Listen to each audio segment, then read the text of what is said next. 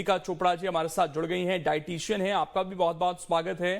ठीक है गीतिका जी, एक दिक्कत ये है ना कि बड़ों के लिए तो हम डाइट तैयार कर लेते हैं, लेकिन बच्चों के लिए डाइट तैयार करना और प्लस उनको वो डाइट कंज्यूम करवाना एक बड़ा चैलेंज है। तो उसको कैसे आप सॉल्व करती हैं आसानी से, और क्या सजेशन देती हैं पेरेंट्स को? मेरे हिसाब से अगर हमने बच्चों को डाइट फॉलो करवानी है तो हमें 4H रूल्स को फॉलो करना चाहिए। 4H मतलब हाइड्रेशन, हेल्दी, होममेड और हल्का खाना। इसको ज़रूर ध्यान में रखें। और बच्चों का हाइड्रेशन लेवल हाई करने के लिए गोंद कतीरा बहुत टेस्टी होता है, और गोंद कतीरा आपके पेट को भी सेट रखता है और आपको हीट स्ट्रोक से बचाता है। तो पानी लीजिए, पानी के अंदर गोंद कतीरा डाल दीजिए, उसके अंदर थोड़े से सब्जा के बीज डाल दीजिए, वो भी आप आधे घंटे पहले डाल देंगे तो वो फूल जाएँगे। उसके अंदर आप शरबत डाल दीजिए। तो इसको मिठास देनी है तो हम खजूर डाल सकते हैं, 2 खजूर को भिगो के रखकर उसको डाल दीजिए, उसको पीस दीजिए। थोड़ा-सा खरबूजा होता है वो डाल दीजिए। तो ये पूरा शेक बन गया, इसको शेक की तरह पिला सकते हैं। जैसे कि हम ओआरएस का घोल फ्रीक्वेंटली दे सकते हैं, वरना नींबू और चीनी के साथ नमक डाल के, काला नमक डाल के उसका घोल दे सकते हैं। नारियल पानी दे सकते हैं। पानी के अंदर आप पुदीने के पत्ते डाल के दे सकते हैं। तो अगर हम हाइड्रेशन लेवल को हाई रखेंगे और पानी वाली चीज़ें, जैसे पानी वाले फल, तरबूज, खरबूजा और सिट्रस फ्रूट्स जैसे होते हैं, ऑरेंजेस, खीरा, ककड़ी, इनका कंज़म्पशन हाई रखेंगे किसी भी फॉर्म में, तो ये काफ़ी हेल्प करता है बच्चों को। आप इसको डिफरेंट डिफरेंट फॉर्म्स में दे सकते हैं, तो बच्चे ले लेते हैं फिर। जैसे टिक्की की फॉर्म में दे सकते हैं हम, सब्जियाँ खूब सारी भरकर, तो बच्चे फिर ले लेते हैं उसको। पालक भर दीजिए, उसके अंदर गाजर भर दीजिए, ग्रीन वेजिटेबल्स, वैसे कर सकते हैं। और एक चीज और कुछ होंगी गीतिका जी, जो इस सीजन में बच्चों को काफी नुकसान कर सकती हैं, तो उनको क्या सजेस्ट करेंगे आप?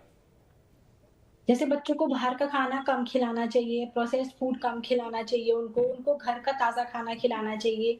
चाहे आप उनको खिचड़ी के ऊपर घी डाल के दीजिए, वो बहुत अच्छा काम करता है आज आपके डाइजेस्टिव ट्रैक्ट पे, क्योंकि डाइजेशन के बहुत ज़्यादा इश्यूज़ आ रहे हैं। जैसे मेरे पास बहुत केसेज़ आते हैं कि बच्चे दाल मखनी खा रहे हैं बाहर से।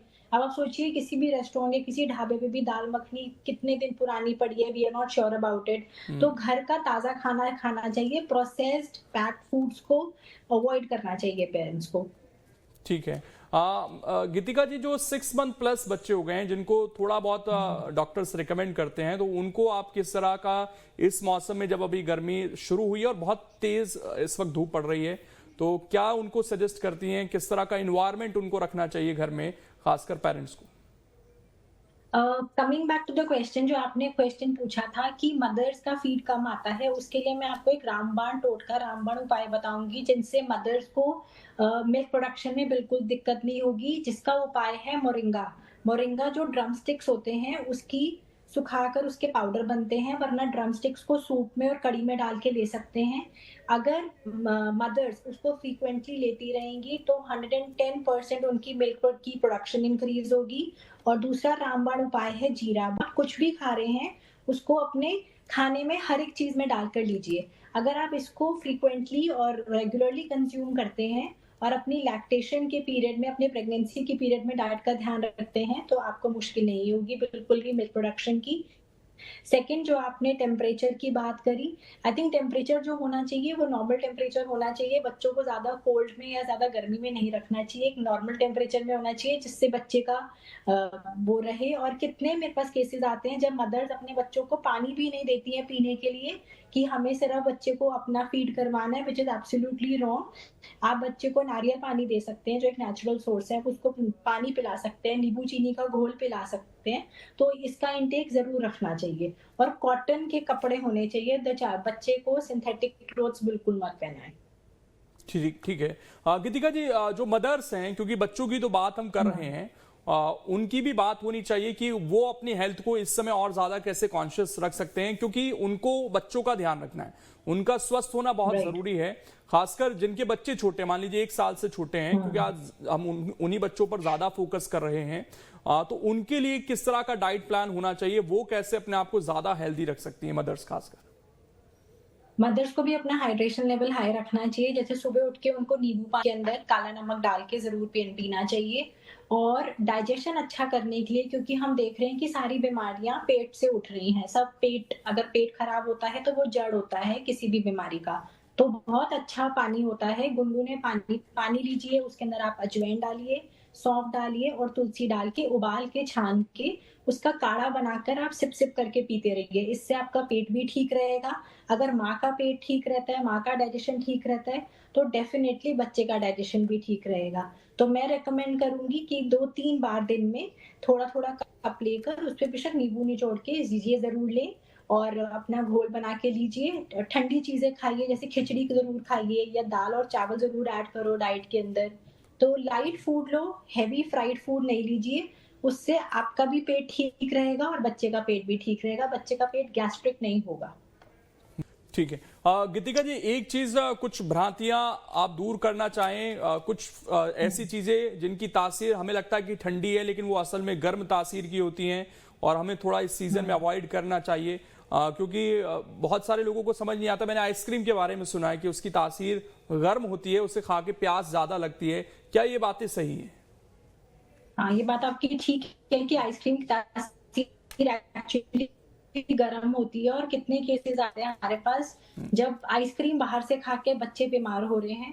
तो मदर्स को क्या चाहिए, मैंगो पॉप्सिकल्स बन जाते हैं आराम से घर पे, तो उनको घर पे ही आइसक्रीम्स बनानी चाहिए। हमारे पास यूट्यूबर्स हैं, इतने अच्छे-अच्छे शेफ्स हैं हमारे पास, तो बहुत सारी रेसिपीज़ हैं।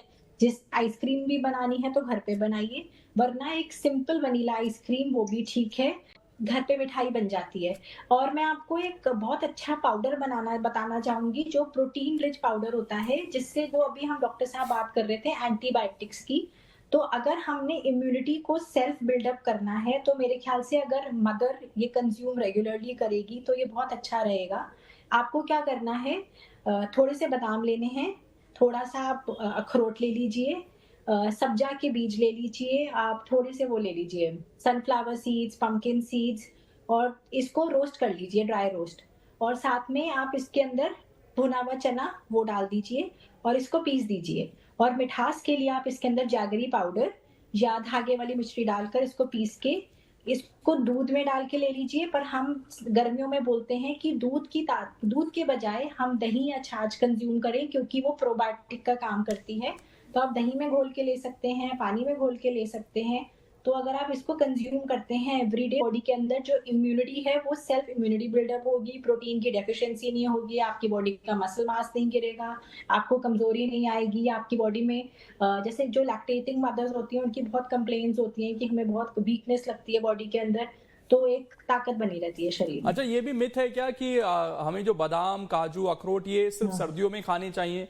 क्योंकि गर्मियों में लोग कहते हैं अरे ये तो अवॉइड करो, इससे पेट में गर्मी हो जाएगी।